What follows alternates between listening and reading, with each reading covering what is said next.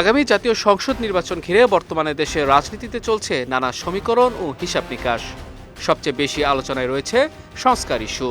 Doctor ইউনূসের অন্তর্বর্তী সরকার ঠিক কতটা সংস্কার করতে চায়, রাজনৈতিক দলগুলোই বা সরকারকে কতটা সময় দিতে ইচ্ছুক, এসবই এখন আলোচনার মূল বিষয়।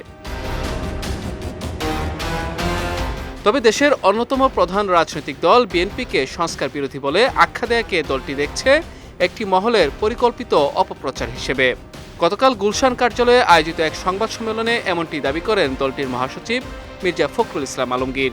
আজকে একটা মহল, একটা চক্র অত্যন্ত পরিকল্পিতভাবে বিএনপিকে সংস্কার বিরোধী বলে প্রচার করবার একটা অপচেষ্টা চালাচ্ছে।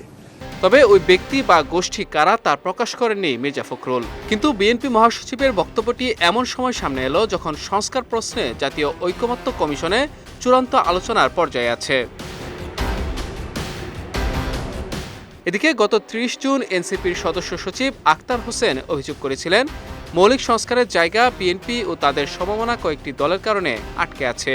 এছাড়া এবি পার্টির এক নেতা বিএনপির নাম উল্লেখ করে বলেছিলেন, বেশিরভাগ দলের একটা পরিবর্তনের আকাঙ্ক্ষা থাকলেও কোনো একটি জায়গায় গিয়ে সেটি ঠেকে যাচ্ছে। তবে মির্জা ফখরুল বলেছেন, বিএনপি পরীক্ষিত উদারপন্থী গণতান্ত্রিক রাজনৈতিক দল। এই দলটির উদ্দেশ্য নিয়ে প্রশ্ন থাকতে পারে না।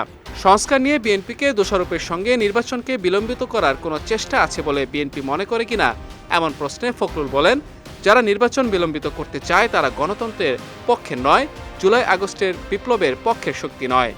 বিএনপি একটি উদারপন্থী গণতান্ত্রিক রাজনৈতিক দল। আমাদের উদ্দেশ্য নিয়ে কারো কোনো সন্দেহ থাকার প্রশ্নই উঠতে পারে না, যেটা আমরা বলি। তবে আপনার নির্বাচনকে যারা বিলম্বিত করতে চায় তারা নিশ্চয়ই গণতন্ত্রের পক্ষের শক্তি নয়, তারা নিশ্চয়ই জুলাই আগস্টের বিপ্লবের পক্ষের শক্তি নয়। এদিন সংবাদ সম্মেলনে দলের লিখিত বক্তব্যে বলা হয়, বিভিন্ন বিষয়ে ঐকমত্যে পৌঁছানোর জন্য বিএনপির প্রতিনিধিরা সবাই অংশগ্রহণকারী অন্যান্য রাজনৈতিক দলগুলোর সঙ্গে বিভিন্ন বিষয়ে একমত হয়ে কমিশনের ঐকমত্য প্রতিষ্ঠার প্রয়াসকে সহযোগিতা করছেন। কিন্তু নতুন নতুন প্রস্তাব উত্থাপন এবং তা নিয়ে অচলাবস্থা সৃষ্টির কারণে এই কার্যক্রম বিলম্বিত হচ্ছে।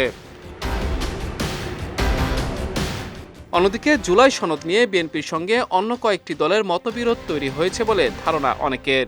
যদিও এ বিষয়ে এক প্রশ্নের জবাবে বিএনপি মহাসচিব বলেছিলেন, জুলাই সনদের বিষয়ে বহু আগেই মতামত দিয়েছে বিএনপি, এ ব্যাপারে দলের কোনো সমস্যা নেই। মাহমুদুর রহমান, বিজয় টিভি, নিউজ ডেস্ক।